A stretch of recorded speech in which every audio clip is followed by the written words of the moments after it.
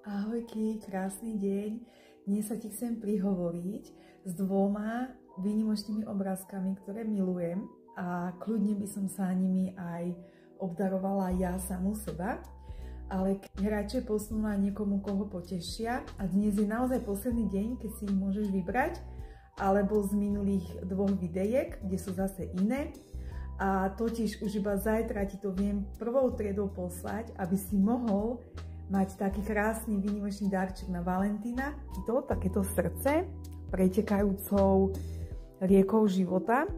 Ten je veľmi taký osvežujúci, symbolizuje Božie ruky, ako držia naše srdce, ako chce, aby sme ho mali čisté. Naozaj vyžaruje takú atmosféru. No a tento už poznáte z výstavy, ktorá bola v novembri. A je to takýto nádherný kvet. Takže vieš ním aj obdariť. Takto sa trbliece ten zlatý stred a tento kvet symbolizuje Ducha Svätého, ktorý je uprostred nás.